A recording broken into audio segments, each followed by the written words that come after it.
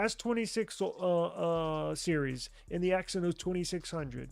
Went through this yesterday. The Ultra is getting the Snapdragon worldwide, and the Exynos 2600 is coming in the base and the plus model. Now, the only thing we don't know is what markets are getting what, right?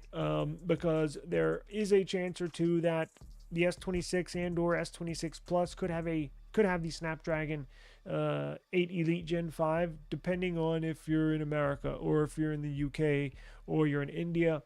We just don't know. But majority of the base and the plus models are going to have Exynos 2600.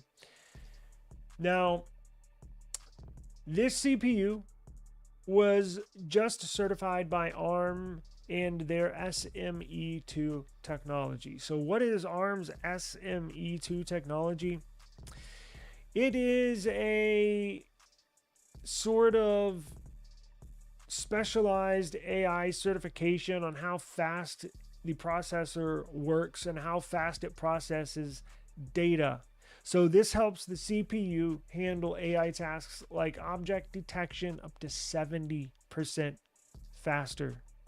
I actually really want to get my hands on one of these, and I'm waiting to see the availability before I do, because the more I look into this, the more I want to grab one and test it out. Now, there's an article that came out today saying the S26 has underwhelming performance with the Exynos CPU, but I think they're just retooling the CPU. So look at this. Let me pull up a photo.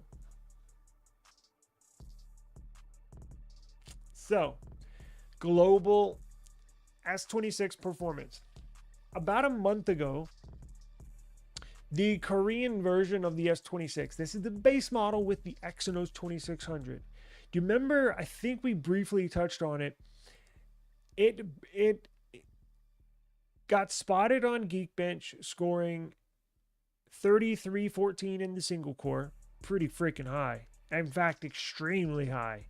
And 11,450 points in multi-core testing. Now, that blows away, I think, any other CPU. I think, off the top of my head, I can't think of any scores that can top that. So once we saw that, whoa, what are they messing with over here? Now, that was just to knock your socks off, right? That was with it cranked up probably to the max, right? And that was probably in a very cold test environment. Literally, I'm not even joking, where they tested in a freezer or have some kind of external cooling on the back. Remember, we don't know this. They're just trying to put out the very high scores they can achieve to make headlines like this, right? So, and it did, right? Like, holy shit, what a, wow. Wow.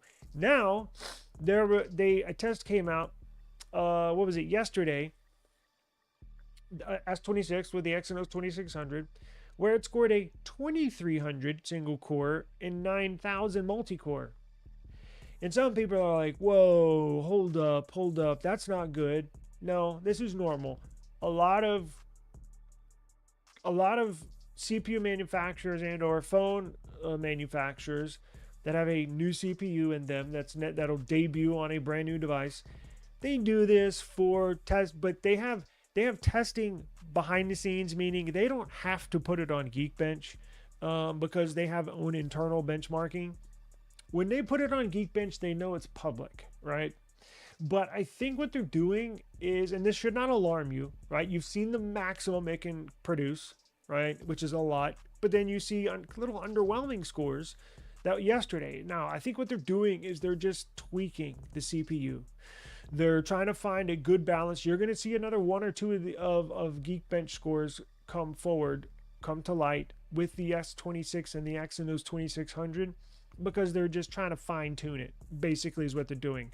So they scaled it all the way up a month ago, and now they're kind of bringing it back down to the baseline to try to fine tune it. Now, where does the end result fall on launch day? Meaning, like when they ship them out, where is it going to score in your benchmark testing? Somewhere in between, right? I don't think it's gonna score a 3300 single core and 11,000 multi-core score. Like when you get those, it's probably somewhere in between. So I think the sweet spot is probably 3,000 single core, probably 10, 10.5 on multi-core, right? The levels that were tested yesterday are basically the same levels as the Motorola Signature. That's basically what this scored on the Geekbench testing that I did. So not those are not bad scores. Like that's still this. I mean, that's what the Snapdragon 8 Gen 5 produces. What this has in it, it's just not top of the charts, right? So I think it'll score somewhere right in between there. But good to know that. Yeah, they do it. They do it. That's all. It hypes the devices. It gets people like you and me spotting this in the news. I'm like, holy shit, they're doing their job, right? And that's what it's for. Geekbench is public. The results are public. So they know what they're doing.